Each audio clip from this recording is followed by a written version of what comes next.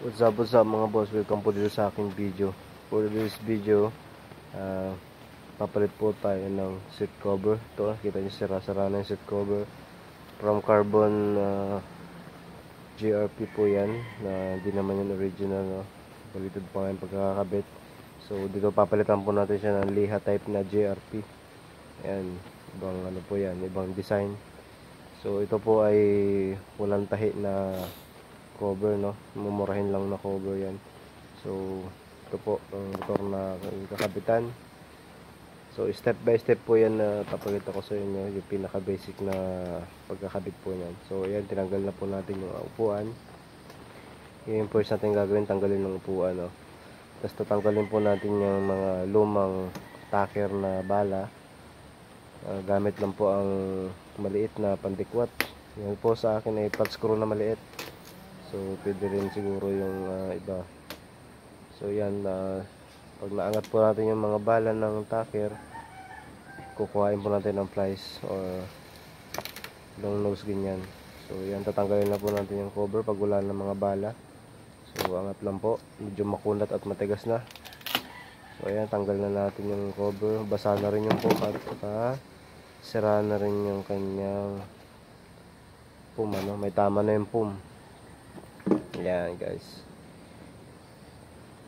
So walang problema yung mga boss kasi matatakpan naman yan ng cover mamaya. Hindi na mahalata yan, no? So ayan, madumi pa. So ayan, for fitting na tayo ng bagong cover. Nalagyan ko na lang marking yung gigit. Kukuhain ko yung gitna, no? Sa kabilaan dulo. Ayan, para hindi tayo magkamali sa alignment mamaya. So ayan. So yung logo po ay lagabit natin sa bandang hulihan ng upuan, wag sa unahan. So ayan, babalahan na natin yung ating tacker, no? Ayan.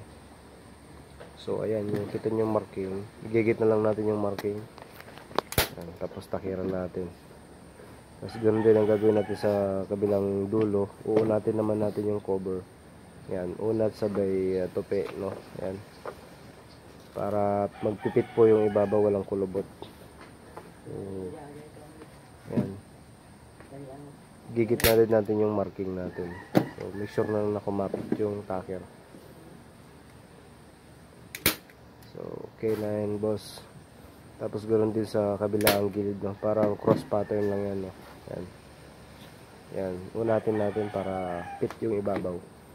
So ayan.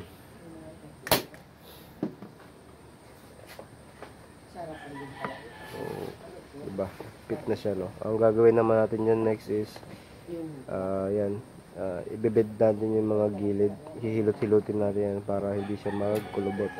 So papaikutan lang natin yan ng bala.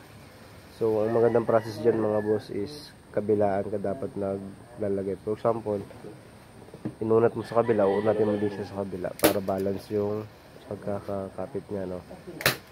So ganyan lang mga boss ang process ko. So ayan. So, tapos yan sa kabila naman yan mga boss. Yan, ganoon lang. Kailangan salubungan yung pagkakakabit. So hilot-hilutin lang natin para wala yung kulubot.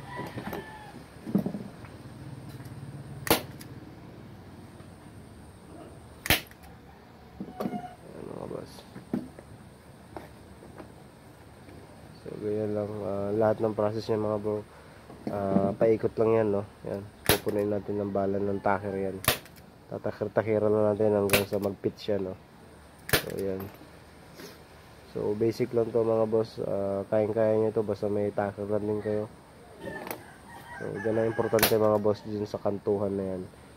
Dyan kailangan hilutin mo siya, no? Maunat mo yung cover. Kasi may mga cover na matigas, so mahirap po natin, medyo kukulubot talaga. Pero itong cover na to is madali lang siya. So yan, nakita nyo naman yan, talagang unat na unat natin yan dyan. So pwede din gamitan ng heat gun or blower para medyo lalambot yung cover, no? Pero ako hindi na. So yan, kunting unat lang yan mga boss, mawawala na yung kulubot.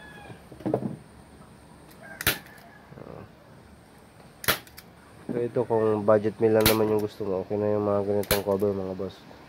Kasi kesa naman pagtyagaan yung may butas na babasa yung ating puwitan pag naumupo tayo, lalo pag umuulan, no. Ito, palitan tayo ng bagong cover, murang-mura lang yan. So ayan.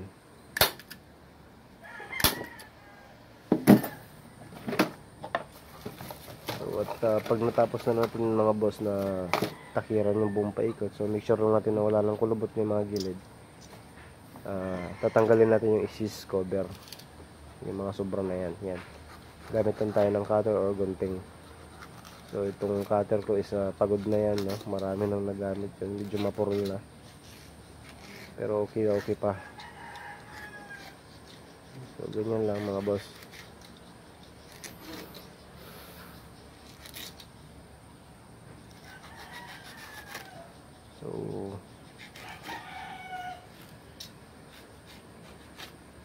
So ayan mga boss, tapos na natin na gawa yung cover, no. At kunting pahid na lang yan at linis, okay na. So ito na nga yung finished product natin mga boss. So yan, quality na ulit yung upuan boss. Yan, maganda ng tignan.